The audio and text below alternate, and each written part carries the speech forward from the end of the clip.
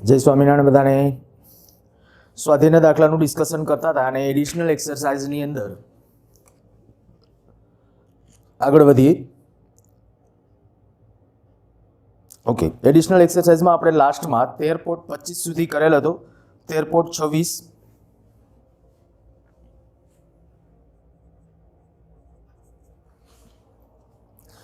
કેટલાક સંજોગોમાં nucleus alpha કણ કરતાં વધુ દળના કણના ઉત્સર્જનથી ક્ષય પામે છે. નીચેની ક્ષય પ્રક્રિયા વિચારો. નીચે બે ક્ષય પ્રક્રિયાઓ આપણને આપેલી છે. એમાંની હું એક પહેલી પ્રક્રિયા લખું છું. RA radium 88223 lead PB 82209 plus 6C14 આવી પ્રક્રિયા આપેલી છે. અહીંયા આપણે કીધું છે કે આ ક્ષય માટે ક્યુ મૂલ્યો ગણો અને આ બંને પ્રક્રિયા ઉર્જાની દ્રષ્ટિએ મંજૂર છે કે કેમ.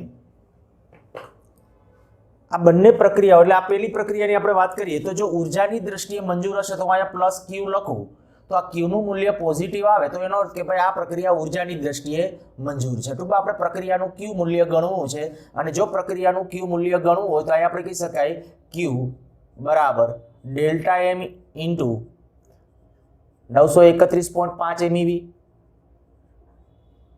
બધામાં આપણે 931.5 લઈએ છીએ. જુદી જુદી બુકોની અંદર આ 931 ક્યાંક 2 લીધું હશે ને ક્યાંક 931.4 લીધું હશે ને આપણે અત્યારે શરૂઆતમાં NCERTમાં ડેટામાં જ આપી દીધું છે 931.5 એટલે એ લઈને ચાલીએ છીએ.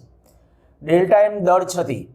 હવે જ્યારે દળ છતીની વાત છે ત્યારે દળ છતી માટે કહીએ કે mass of radium minus mass of PB minus mass of carbon ગુણ્યા 931.5 MeV. આ છે જો પોઝિટિવ આવે બરાબર. આ ક્યુ જો ગ્રેટર ધેન 0 આવે તો કહેવાનું કે અહીં હોવાથી ક્યુ ગ્રેટર ધેન 0 હોવાથી અહીંથી જ લખી નાખો ચલો હોવાથી આ પ્રક્રિયા ઉર્જાની દ્રષ્ટિએ શક્ય છે. આવી જ રીતે સેમ બીજો પાર્ટ તમારે કરવાનો છે. બીજા પાર્ટની અંદર છે એમાં એવું કીધું છે. ચાલો ઇક્વેશન એક લખી નાખું છું. આ એક બીજું RA 88222 gives radon 86,219 plus 2He4. આ પ્રક્રિયા છે શક્ય છે કે કેમ તો પાછું અહીંયા કહે કે પ્રક્રિયાનું અહીંયા ક્યુ મૂલ્ય અહીંયા કહેશું ક્યુ મૂલ્ય બરાબર શું થશે ડેલ્ટા એમ ઇન્ટુ C² અથવા તો 931.5 MeV. ડેલ્ટા એમ કેટલું તો કે mass of radium minus mass of radon minus mass of helium. આના દળમાંથી આ દળ બાદ કરી નાખો એટલે આપણને દળ છતી મળી જશે 931.5 MeV. આ પણ કંઈક પોઝિટિવ આવશે બરાબર. એટલે આપણે કહી શકાય અહીંયા પણ ક્યુ ગ્રેટર ધેન 0 હોવાથી આ પ્રક્રિયા પણ ઉર્જાની દ્રષ્ટિએ શક્ય છે. પણ અહીંયા ટેક્સ્ટબુકની અંદર આ રેડિયમ રેડોનના ને એના બધાના માસ આપેલા નથી. હું તમને કોઈ રેફરન્સ બુકમાંથી જોઈ અને રેડિયમ એના બધાના છે એ ત્યાં આના માસ બરાબર એટમિક માસ જે માસ સ્પેક્ટ્રોમીટરથી નક્કી થાય એ તમને મોકલી આપીશ. એટલે એનો ઉપયોગ કરીને અધરવાઇઝ તમારા પાસે કોઈ પણ બુક હોય તો બુકની અંદરથી છે જોઈ અને રેડિયમ અને રેડોનના એના માસ છે કારણ કે એ રકમમાં આપવા પડે પછી તમારાથી થાય એમને ન થાય એટલે એક રકમમાં છે એટલું ખૂટે છે. ચલો નેક્સ્ટ 13.27 ઝડપી ન્યુટ્રોન વડે થતા 92 યુરેનિયમ 238ના વિખંડનનો વિચાર કરો. એક વિખંડનની ઘટનામાં કોઈ ન્યુટ્રોન ઉત્સર્જિત થતો નથી, ન્યુટ્રોન ઉત્સર્જિત નથી થતો, અને બીટા ક્ષય પામ્યા બાદ પ્રાથમિક ટુકડાઓ સીરિયમ સીઈ એટલે સીરિયમ 58 140 અને આરયુ રૂથેરિયમ 44 99 છે. આ વિખંડન પ્રક્રિયા માટે ક્યુ મૂલ્ય ગણો. 92 યુરેનિયમ 238 છે, એનું ઝડપી ન્યુટ્રોન વડે વિખંડન થતા 92 યુરેનિયમ 238 ઝડપી ન્યુટ્રોન વડે વિખંડન થાય. ઝડપી ન્યુટ્રોન જ્યારે પ્રતાડન કરો ત્યારે બે ટુકડાઓ કે છે વિખંડન નિપજ તરીકે, બે ટુકડાઓ એ લખીએ, એક સીરિયમ CE 58 144 plus રૂથેરિયમ આરયુ 44 99.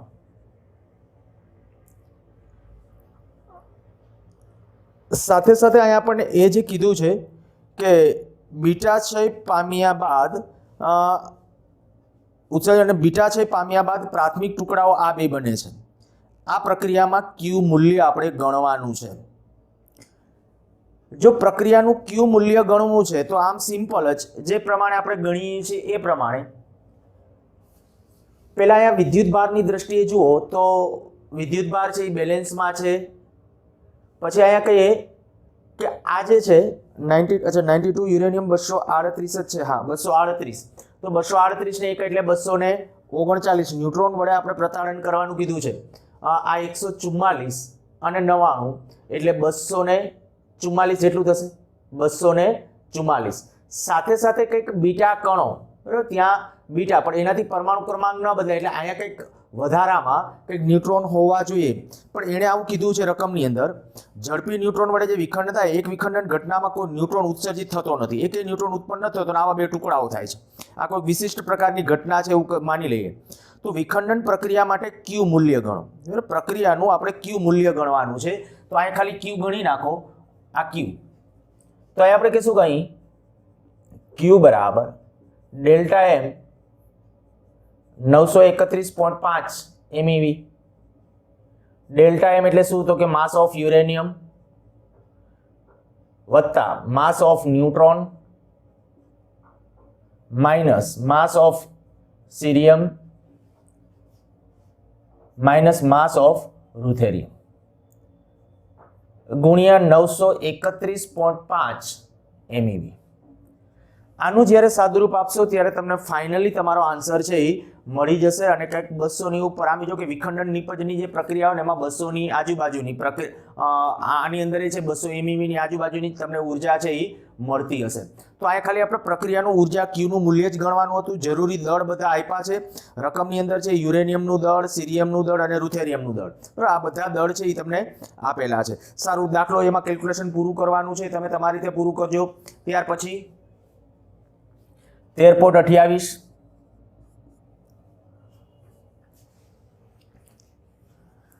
dt deuterium tritium સલયન વિચારો. dt પ્રક્રિયા મીન્સ કે ડ્યુટેરિયમ ટ્રિટિયમ સલયન એની પ્રક્રિયાનું ઇક્વેશન આપ્યું છે 1H2 એટલે deuterium plus 1H3 tritium.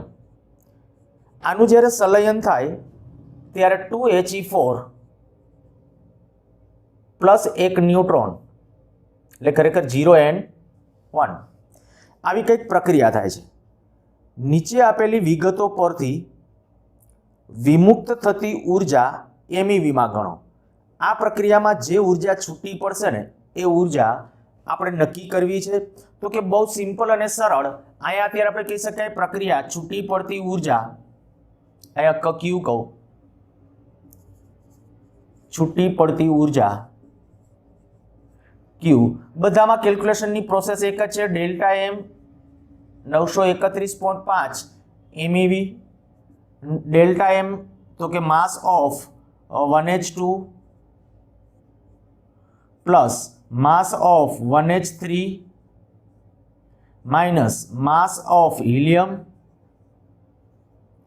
Minus mass of neutron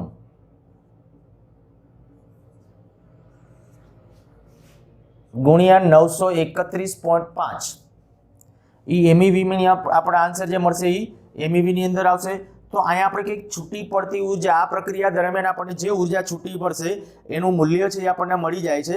અહીંયા કંઈક આન્સર છે મારા પાસે એટલે 17.59 એમઈવી આટલી કંઈક આવે છે બરાબર. આ પ્રક્રિયા દરમિયાન છૂટી પડતી ઉર્જા આવી. હજી એનો બીજો પાર્ટ અહીંયા આન્સર લખી નાખું છું 17.59 એમઈવી. આ ડાયરેક્ટ મેં ઉર્જા લખી છે, પેલા દળ છતી એમાંથી, અને દળ માટે આ દળ આપ્યા છે આલ્ફા કણનું દળ ત્યાં ડેટામાં આપેલું છે શરૂઆતમાં, ન્યુટ્રોનનું દળ આપેલું છે, એના બધાનો ઉપયોગ કરી અને કિંમતો છે એ મૂકશો એટલે આન્સર મળી જશે. બીજો પોર્શન ડ્યુટેરિયમ અને ટ્રિટિયમ બંનેની ત્રિજ્યા લગભગ 2 ફર્મી વિચારો. આ બે ન્યુક્લિયસ વચ્ચે કુલંબ અપાકર્ષણ બળને ઓળંગી જવા માટે કેટલી ગતિ ઉર્જાની જરૂર પડે? ડ્યુટેરિયમ અને ટ્રિટિયમ બેની ત્રિજ્યા લગભગ, આ પાર્ટ 1, આ પાર્ટ 2, આ ડ્યુટેરિયમ કહીએ અને આ ટ્રિટિયમ કહીએ, બેની ત્રિજ્યા લગભગ 2 ફર્મી જેટલી છે.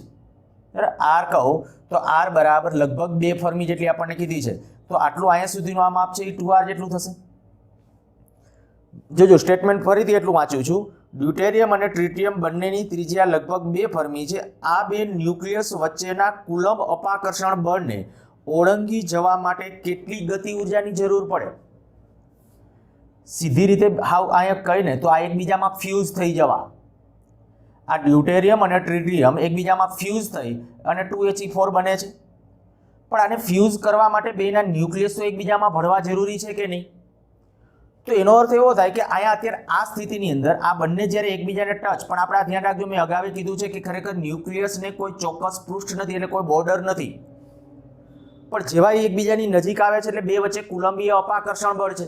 એ કુલંબીય અપાકર્ષણ બળ જેટલું છે એનો સામનો કરીને અથવા કુલંબીય અપાકર્ષણને પાસે કારણે એના પાસે ઉર્જા છે, સ્થિતિ ઉર્જા.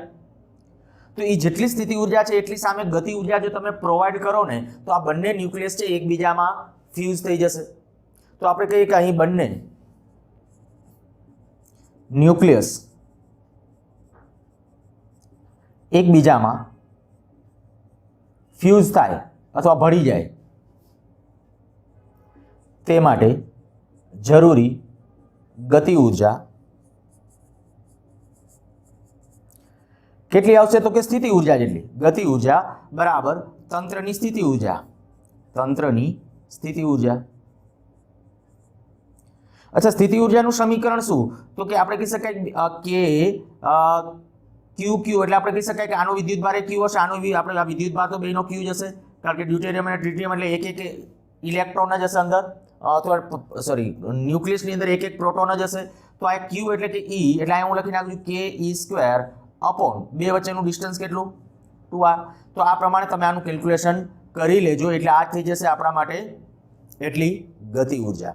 પણ હજી રકમની અંદર આગળ કીધું છે, જુઓ, આ ક્રિયા પ્રારંભ કરવા માટે વાયુને કેટલા તાપમાન સુધી તપાવવો પડે? એક વિખંડન ઘટના માટે જરૂરી ગતિ ઉર્જા તો આંતરક્રિયા કરતા કણો પાસે હોય તેવી સરેરાશ ઉષ્મીય ગતિ ઉર્જા અને 2/3/2 કેબીટી કે બોલ્ટ્ઝમેન અચળાંક અને ટી નિરપેક્ષ તાપમાન. હવે આ સૂચના ન આપી હોય તો આપણને થોડીક હિન્ટ તો એમને મેં ખબર જ છે. હું અહીંયા એમ કહું, આજે આ ખરેખર સૂર્ય અને તારાઓમાં થતી સંલયનની પ્રક્રિયા છે. સંલયનની પ્રક્રિયા આપણે જે ખરેખર ટેક્સ્ટબુકનો જે ટોપિક છે ન્યુક્લિયર સંલયન, એની તો સંલયન એટલે બીજું કંઈ નહીં, એમાં આવી જ રીતે ઉર્જાઓ ગણવાની છે. તો સંલયન વખતે આપણને ખબર છે તાપ ન્યુક્લિયર સંલયન પ્રક્રિયા, આવો શબ્દ પ્રયોગ કરીએ છીએ, તાપ ન્યુક્લિયર સંલયન પ્રક્રિયા. તાપ ન્યુક્લિયર સંલયન પ્રક્રિયા કેને કહેવાય? તો કે ઊંચા તાપમાને સંલયન થાય એટલે શું થશે? ઊંચા તાપમાને એમને ઉર્જા મળશે, ઉષ્મીય ઉર્જા, અને એને પરિણામે એની જે ગતિ ઉર્જા બને ને એ ગતિ ઉર્જાને પરિણામે એકબીજામાં ભળી જાય. તો એના માટે કેટલું તાપમાન છે? તો કે આ ગતિ ઉર્જા કેને પરિણામે મળવી જોઈએ? ઉષ્મા ઉર્જાને પરિણામે. એટલે આપણે કહીએ કે અહીં એક અણુ માટે 3/2 કેબીટી, પણ અહીંયા બે અણુ છે. બે ક્યાં? તો કે એક ડ્યુટેરિયમ અને એક ટ્રિટિયમ. આની ઉષ્મા ઉર્જા 3/2 કેબીટી, બીજાની 3/2 કેબીટી, બે એક એક માટે વિચારીએ ને કેના વડે? તો કે અહીંયા આપણે કહી શકાય ke² અપોન 2r. આના ઉપરથી તમારે ટેમ્પરેચર 2 કેન્સલ આઉટ થઈ જશે 3 kBT બરાબર ke² अपॉन 2r। હવે ગતિ ઉર્જાનું મૂલ્ય તમે અહીંયા ગણી લીધું તો ડાયરેક્ટ અહીંયા મૂકી દેજો। આ ગતિ ઉર્જા જે આવે અને એના ઉપરથી t છે એ ફાઇન્ડ આઉટ કરજો તો કે t ની વેલ્યુ આવશે 10⁹ ની નજીક, 10⁹ ની નજીક। હવે વિચાર કરો જોઈએ કે 10⁹ ની નજીકનું ટેમ્પરેચર પ્રયોગશાળામાં પોસિબલ છે એના માટે, કારણ કે એટલું ટેમ્પરેચર આપણે બનાવવું હોય તો એટલું ટેમ્પરેચર માટે કોઈ એવું પાત્ર તો હોવું જોઈએ ને કે જે એટલું ટેમ્પરેચર સહન કરી શકે, જેનું ગલન ટૂંકમાં અહીંયા પીગળી ન જાય। એટલે પ્રયોગશાળામાં આ પ્રક્રિયા છે, સંલયનની પ્રક્રિયાઓ છે, મુશ્કેલ છે, પણ સૂર્યમાં આ સંલયનની પ્રક્રિયા થાય છે। સૂર્યની અંદર કારણ કે ટેમ્પરેચર એના કેન્દ્રીય ભાગની અંદર ટેમ્પરેચર છે 10⁷, 8, 9 એ ક્રમનું ટેમ્પરેચર હોય અને એ ટેમ્પરેચર ત્યાં મળે એટલે એનો અર્થ એવો થયો કે એ તાપમાનને પરિણામે શું થાય છે તો કે એ તાપમાનને પરિણામે પહેલા અણુઓને ઉષ્મીય ઉર્જા મળીને ઉષ્મીય ઉર્જા છે ને એને પરિણામે એની સફિશિયન્ટ ગતિ ઉર્જા છે ને આના જેટલી, મીન્સ કે આ બંને ન્યુક્લિયસ એકબીજામાં ભળી જવા માટે જરૂરી જે ઉર્જા છે એ ઉર્જા એટલા તાપમાને મળી રહે છે એટલે તાપ ન્યુક્લિયર સંલયન પ્રક્રિયા છે ને અતિ ઊંચા તાપમાને થાય। જો આની અંદર કન્સેપ્ટ આખો આવી જાય છે, થિયોરેટિકલ કન્સેપ્ટ, સંલયનની પ્રક્રિયા તાપ ન્યુક્લિયર સંલયન પ્રક્રિયા કહીએ તો ઊંચા તાપમાને શું કામ થાય, તમને એમ કહેવામાં ઊંચા તાપમાને શું કામ થાય તો આપણો જવાબ આ હશે કે ભાઈ ઊંચા તાપમાને એને જરૂરી એવી જે ઉષ્મીય ઉર્જા છે એ ઉષ્મીય ઉર્જા મળી રહે અને પરિણામે આપણે કહી શકીએ કે બે ન્યુક્લિયસને સંલયન થવા માટે એટલે એકબીજામાં ભળી જવા માટે, ફ્યુઝ થઈ જવા માટે કંઈક ઉર્જા જરૂરી છે ને એ ઉર્જા કોના વડે મળે છે, ઉષ્મા ઉર્જા વડે, અને એ ઉષ્મા ઉર્જા કેના વડે તો કે ઊંચા તાપમાને પ્રાપ્ત થાય છે। ઓકે, ચાલો આગળના દાખલાની અંદર આ પૂછી નાખું છું।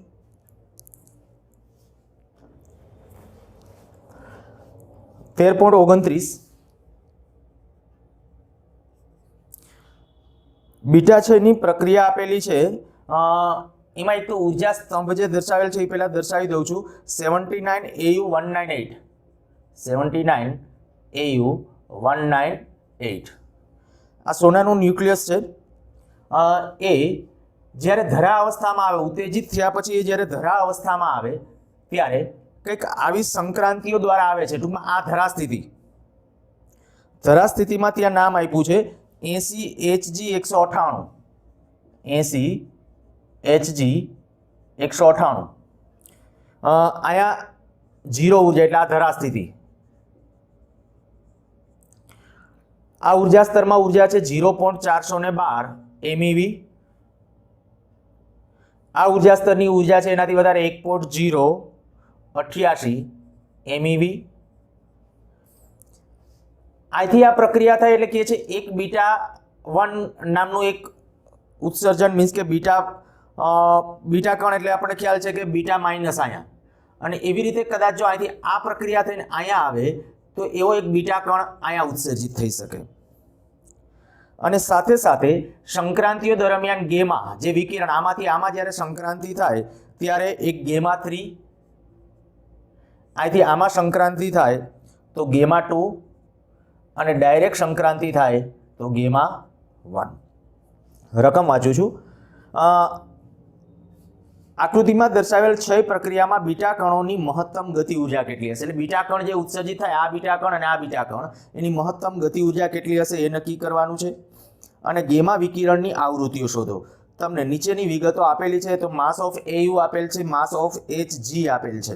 તો પહેલું કામ તો આપણે આ કરીએ કે અહીંયા દળ છતી ગણીને એને સમતુલ્ય ઉર્જા, એટલે આપણે કહી શકાય કે અહીં જ્યારે બીટા કણનું ઉત્સર્જન થાય ત્યારે એ પ્રક્રિયા દરમિયાન ઉત્સર્જિત ઉર્જા બરાબર AU, હું અહીંયા આમ લખું છું પ્રક્રિયાનું ઇક્વેશન AU 79198 પ્લસ એમાંથી બીટા 6 વડે વિખંડન થાય છે, તો બીટા 6 વડે જ્યારે વિખંડન થશે ત્યારે Hg 80 198 પ્લસ માઇનસ E0, આ બીટા માઇનસ પણ બીટા હોય ત્યારે એન્ટી ન્યુટ્રિનો નામનો કણ હશે જ, અને આ દરમિયાન પ્રક્રિયા દરમિયાન ઉર્જા Q છૂટી પડશે બરાબર। મેક્સિમમ ઉર્જા જો આપણે કહીએ મહત્તમ ઉર્જાના સંદર્ભમાં આપણે કહીએ પ્રક્રિયાનું અહીં Q મૂલ્ય, પ્રક્રિયાનું Q મૂલ્ય,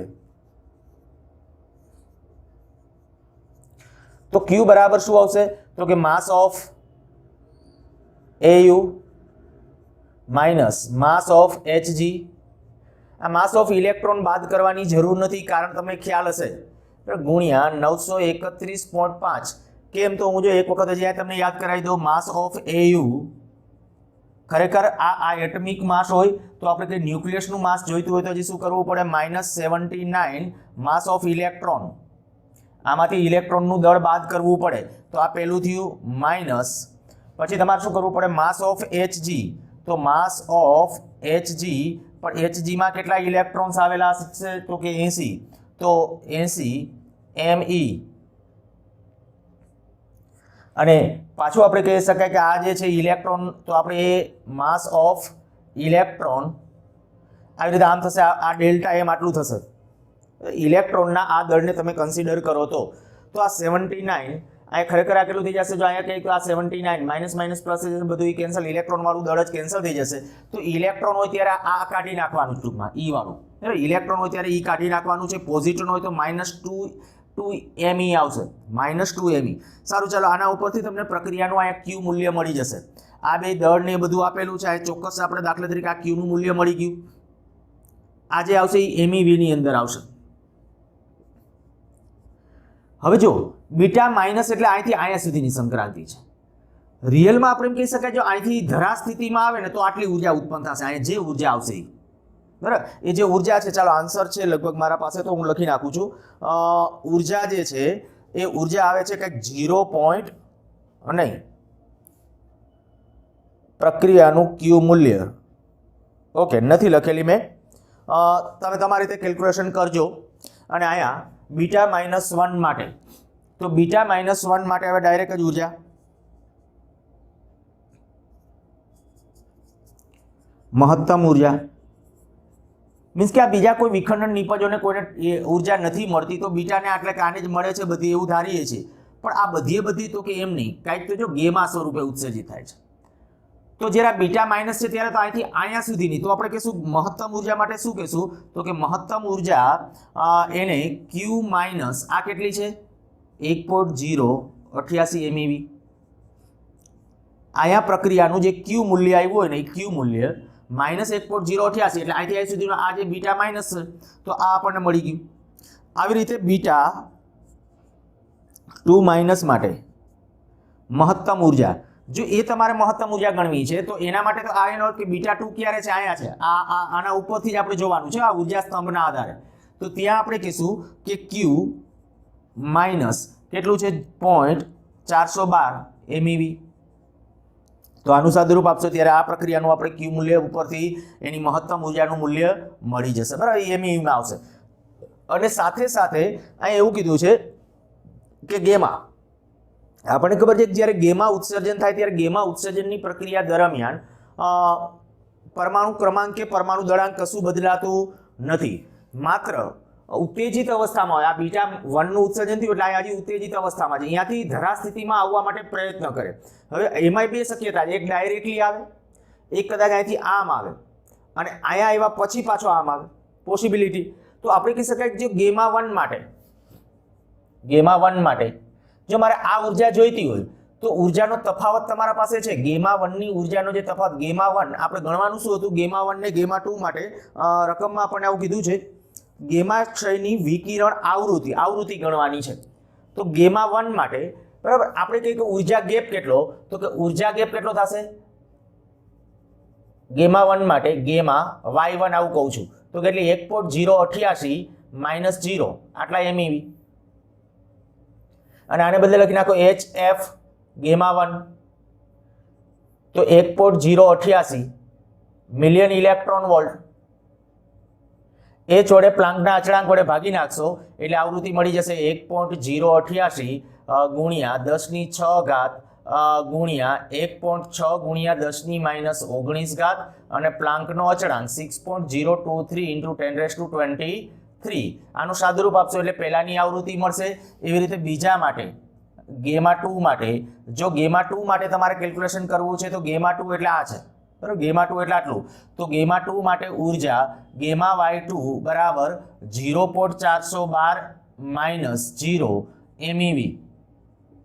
હવે આના ઉપરથી પાછું અહીંયા લખી નાખશો HF y2 0.412 MEV છે ને પાછા જૂલમાં ફેરવીને આના ઉપરથી F y2 ગેમા 2, ટૂંકમાં y2 નથી પણ F ગેમા 2 તો γ 2 ની આવૃત્તિ અને આ જ રીતે γ 3 ની આવૃત્તિ છે એ જાતે મેળવી લેજો. એમાં શું આવશે? આ બેનો ગેપ આવશે 1.088 માઇનસ 0.412. કન્સેપ્ટ આવડી જાય એટલે ઘણું બધું આવડી ગયું એવું સમજી શકો. ચાલો નેક્સ્ટ 13.30. સૂર્યમાં ઊંડે 1 કિલોગ્રામ હાઇડ્રોજનના સંલયનમાં અને વિખંડન રિએક્ટરમાં 1 kg 92 યુરેનિયમ 235ના વિખંડનમાં વિમુક્ત થતી ઉર્જા ગણો અને સરખાવો. સૂર્યમાં 1 કિલો હાઇડ્રોજનના સંલયન, 1 કિલો હાઇડ્રોજનની અંદર કેટલા પહેલા તો પરમાણુ છે ને એ ગણીએ. સૂર્યમાં ખાલી એવું કહે સંલયન એવું હેડિંગ બાંધી દો.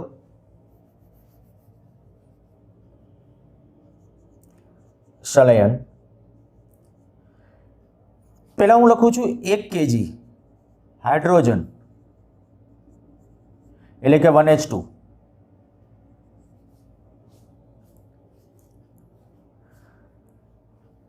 આ 1 કિલોગ્રામ હાઇડ્રોજન, તો આ જે 1H2 બરાબર, સામાન્ય હાઇડ્રોજન કેવો ઉલ્લેખ નથી કર્યો. અચ્છા, પણ હાઇડ્રોજન જ કીધું છે તો આપણે સામાન્ય હાઇડ્રોજન લઈને ચાલવું પડે. તો હું અહીંયા આવું કરી નાખું છું 1 કિલોગ્રામ 1H1 માં પરમાણુની સંખ્યા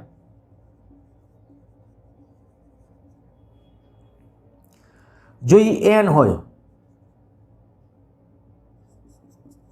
તો n બરાબર કેટલું આવશે? 1000 ગુણ્યા Na. સૂત્ર પહેલા એક વખત લખી નાખું, mNa/mo. 1000 Na અને અણુભાર કેટલો આવશે? 1. અહીંયા સાદુરૂપ આપશો એટલે તમારા પાસે n નું મૂલ્ય આવ્યું.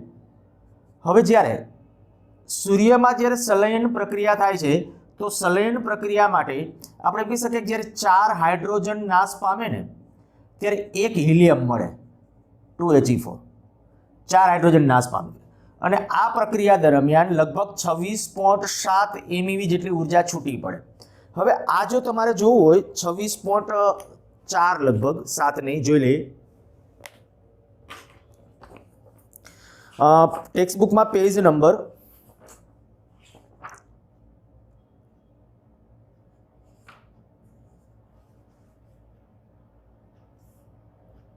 26.7 છે. ઓકે, પેજ નંબર છે ટેક્સ્ટ બુકમાં 456. સંલયનની પ્રક્રિયામાં એક મુદ્દો તમારે પછી જો કે નીટ અને જીવાળા બાળકો માટે એક વખત ઝડપથી જ્યારે રૂબરૂ મળશું ત્યારે એક વખત આ તાપ ન્યુક્લિયર સંલયન પ્રક્રિયામાં ઝડપથી વાત કરી જશું. 15-20 મિનિટની જ આમ તો ચર્ચા છે એમાં, પણ એ જે છે એની અંદર જે પ્રક્રિયાનું ઇક્વેશન એ બાદ છેલ્લેથી જો તમને ઉર્જા દેખાશે 5મી 6ઠી લીટીની અંદર કે આ પ્રક્રિયા દરમિયાન જ્યારે 4 હાઇડ્રોજન સામાન્ય હાઇડ્રોજન નાશ પામી અને 2He4 બનાવે ત્યારે 26.7 MeV જેટલી ઉર્જા વિમુક્ત થાય છે. આ દાખલામાં આપણને કીધું નથી કેટલી ઉર્જા વિમુક્ત થાય છે બરાબર, એટલે આપણે જે લેવાની છે કેટલી 26.7 MeV. તો અહીંયા હું લઈ લઉં છું અત્યારે 26.7 MeV જેટલી ઉર્જા ત્યારે 4 હાઇડ્રોજનના સંલયનથી, અર્થાત 4 હાઇડ્રોજન પરમાણુ ના સંલયન થી 26.7 MeV ઉર્જા ઉદ્ભવે માટે આ જે n હાઇડ્રોજન પરમાણુ છે એના સંલયનથી કેટલી ઉર્જા ઉત્પન્ન થાય બરાબર, એ ઉર્જા તમારે કેલ્ક્યુલેટ કરવાની છે. તો કેટલી આવશે? 26.7 ગુણ્યા n ભાગ્યા 4. અહીંયા n તરીકે તમારે અહીંયા જે ડાયરેક્ટ અહીંયા લખો તો એ વાંધો નહીં, પણ અહીંયા કેલ્ક્યુલેશન તમારે કરવાનું છે અને ઉર્જા જે આવશે એ MeV માં આવશે બરાબર. આ ઉર્જા આપણને મળી ગઈ. તો આ સંલયનની પ્રક્રિયામાં મળતી ઉર્જા. પછી હજી એણે એમાં બીજું કીધું છે વિખંડન રિએક્ટરમાં 1 કિલોગ્રામ 92 યુરેનિયમ 235. તો આ તો લગભગ આપણે એક વખત કેલ્ક્યુલેશન કરી ગયા. તો વિખંડન પ્રક્રિયા રિએક્ટરમાં થતી વિખંડન પ્રક્રિયા માટે તો આપણે પહેલા જ કહીએ પાછું અહીંયા પણ 1 kg 92 યુરેનિયમ 235 માં પરમાણુ કેટલા આવશે તો કે n બરાબર અથવા n ડેશ કયો અહીંયા તો m દળ કેટલું 1 કિલોગ્રામ n એ એવોગાડ્રો નંબર ખબર છે અહીંયા m અણુભાર કેટલો 235 બરાબર હવે આપણે કહી શકીએ કે વિખંડન પ્રક્રિયામાં 92 યુરેનિયમ 235 ના પ્રત્યેક વિખંડન વખતે ના પ્રત્યેક ન્યુક્લિયસ વિખંડનમાં સરેરાશ 200 MeV 200 મિલિયન ઇલેક્ટ્રોન વોલ્ટ જેટલી ઊર્જા ઉદ્ભવે માટે 1 kg 92 યુરેનિયમ 235 ના વિખંડનમાં મળતી ઊર્જા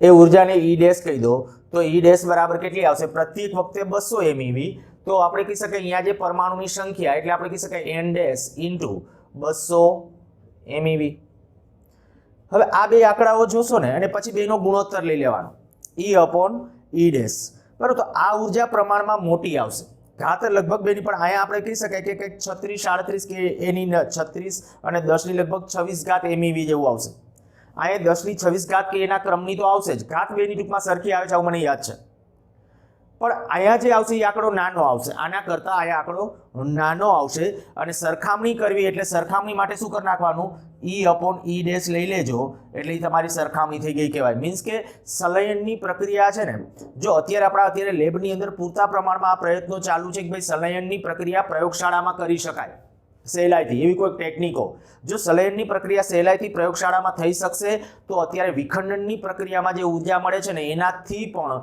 સંલયનની પ્રક્રિયામાં ઊર્જા છે આપણને વધારે મળશે કારણ કે સંલયનની પ્રક્રિયામાં આપણે ઊર્જા ગણી અને હાઇડ્રોજનને એ બધા હલકા ન્યુક્લિયસ છે વિખંડન પામીને તો કે આનો જથ્થો પૂરતી માત્રામાં છે હાઇડ્રોજનને વાતાવરણમાં પણ આપણે કહી શકાય હાઇડ્રોજનને એવા નાઇટ્રોજનને એવા હલકા ન્યુક્લિયસ પૂરતી માત્રામાં આપણને મળી રહે તો એના સંલયનની પ્રક્રિયા જો કોઈક રીતે થાય તો આપણા પાસે ઊર્જાના આખું ભંડારો છે કારણ કે સૂર્ય આપણે કરોડો વર્ષોથી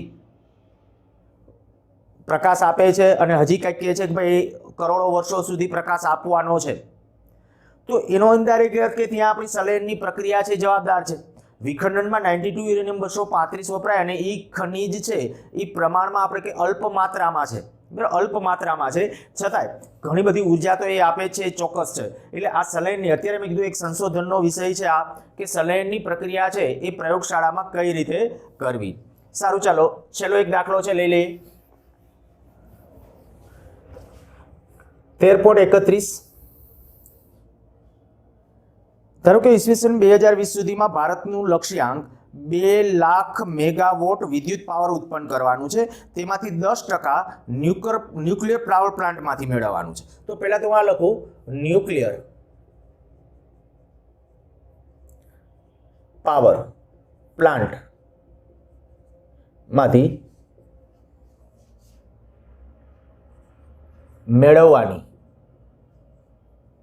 ઊર્જા બરાબર કેટલી છે 10% 10% ઓફ 2 લાખ મીન્સ કે 20,000 મેગાવોટ 2020 સુધીમાં ભારતનું આ લક્ષ્ય છે લક્ષ્ય કેટલું સિદ્ધ થયું કે ક્યાંક ગૂગલ સર્ચમાં કે જોજો એટલે ખ્યાલ આવી જશે હા એના પ્રયત્નો ચાલુ થઈ ગયા હતા પણ હજી પૂર્ણ નથી આ બધા બરાબર અત્યારે જે આપણે ભાવનગર ખાતે પણ પ્લાન્ટ છે એની મંજૂરી આપી દીધી હતી પણ એ બધા કેટલાક વિરોધને કારણે કારણ કે આપણે લોકશાહી છે ત્યારે બધું કદાચ ચોપડા ઉપર છે ચિતરાય રહે આ બધું અત્યારે હજી 2020 છે એ પૂરું થઈ ગયું આજે પણ હજી લગભગ આપણો આ જે ટાર્ગેટ છે એ સીધા આપણે કરી શક્યા નથી અચ્છા ચાલો આગળ ધારો કે આપણને આપેલ છે કે સરેરાશપણે રિએક્ટરમાં ઉત્પન્ન થતી ઉષ્મા ઉર્જાના વપરાશની કાર્યક્ષમતા 25% છે રિએક્ટરની અંદર જે ટોટલ ઉષ્મા ઉર્જા ઉત્પન્ન થાય ને એમાંથી 25% જ માત્ર છે માત્ર 25% એ જ આપણે ટૂંકમાં વિદ્યુત ઉર્જા સ્વરૂપે રૂપાંતરણ થાય છે તો 2020 સુધીમાં દેશને વિખંડનીય યુરેનિયમના કેટલા જથ્થાની જરૂર પડશે આપણે યુરેનિયમનો કેટલો જથ્થો લેવો પડશે 2020 સુધીમાં? જો આપણે 2020નો આપણે ટૂંકમાં આપણે માની લો કે એક વર્ષમાં કેટલું આપણે યુરેનિયમ છે એ જરૂર પડે ને, એનું આપણે અહીંયા કેલ્ક્યુલેશન કરવું છે. પણ હવે કીધું છે આ કે અહીં કાર્યક્ષમતા જે છે ને એ કાર્યક્ષમતા કેટલા ટકા છે? 25% છે કાર્યક્ષમતા. કારણ કે એને કીધું છે કે જે ઉર્જા છે એમાંની 25% ઉર્જા, બરાબર, એ 25% ઉર્જા એ જ વિદ્યુત ઉર્જામાં કન્વર્ટ થાય છે. તો જો હું સૌથી પહેલા તો એ લખું રિએક્ટરની કાર્યક્ષમતા, રિએક્ટરની કાર્યક્ષમતા ઈટા બરાબર આઉટપુટ પાવર છેદમાં ઇનપુટ પાવર. હવે ઇનપુટ પાવર કેટલો આપવો પડશે? તો કે આઉટપુટ પાવર તો ફિક્સ છે, આટલો જોઈએ છે 20,000 મેગાવોટ, બરાબર. એના છેદમાં કાર્યક્ષમતા કેટલી? 0.25. આ ખ્યાલ આવી ગયો હશે 0.25. તો આટલા મેગાવોટ, આ જે કઈ આંકડો આવે એ આપણો ઇનપુટ પાવર છે. હવે ઇનપુટ પાવર ઓકે આ શબ્દમાં લખી નાખું છું, ઇનપુટ પાવર. હવે આ ઇનપુટ પાવર કોણ પૂરું પાડવાનું છે? તો કે 92 યુરેનિયમ 235. ધારી લો કે એક વર્ષમાં, ધારો કે એક વર્ષમાં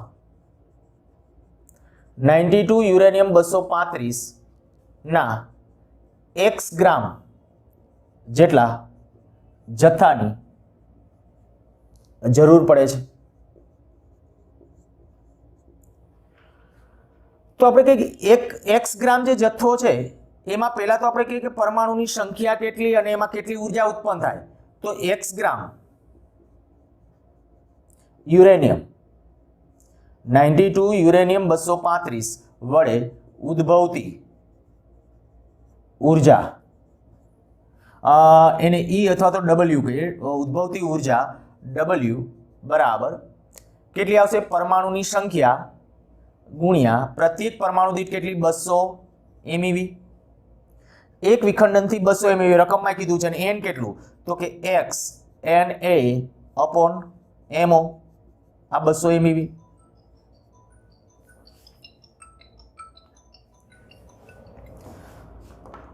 ઓકે, અહીંયા આપણને જે મળશે એ કેટલી મળશે? તો કે આજે એક ઉર્જાનું મૂલ્ય મળી ગયું, પણ આ કેટલા સમયમાં ઉર્જા છે? કારણ કે આપણે n જે ગણ્યું છે એ એક વર્ષનો જથ્થો છે. તો એક વર્ષનો સમયગાળો, બરાબર. એટલે જો આપણે પાવર ગણવો હોય તો એમ કહું કે સમયગાળો, એટલે આપણે કહીએ કે પાવર, અહીં પાવર બરાબર W ના છેદમાં T. કયો પાવર છે? આ ઇનપુટ પાવર, આ ઇનપુટ પાવર, બરાબર. ઇનપુટ પાવર P બરાબર W ના છેદમાં T. હવે આ જે W મળશે એ W અને સમય T તરીકે કેટલું? તો કે એક વર્ષ એટલે 365 દિવસ 24 કલાક, 365 દિવસ 24 કલાક ગુણ્યા સેકન્ડ 3600 સેકન્ડ. આનું જ્યારે આ સાદુરૂપ આપશો ત્યારે તમારા પાસે આ પાવરનું એક ઇક્વેશન આવ્યું, બરાબર. પાવરનું એક ઇક્વેશન આ છે, આ સમીકરણ નંબર 1, આ સમીકરણ નંબર 2. તો 1 અને 2 પરથી, સમીકરણ 1 અને 2 પરથી T ગણો, સોરી x ગણો. આ બે સમીકરણને સરખાવી દેવાના છે સામસામે અને એના ઉપરથી આપણે x નું મૂલ્ય છે એ ફાઇન્ડ આઉટ કરવાનું છે. સારું, આ ચેપ્ટર પૂરું. હવે નેક્સ્ટ ચેપ્ટરની અંદર છે, નેક્સ્ટ લેક્ચરની અંદર છે નવું ચેપ્ટર શરૂ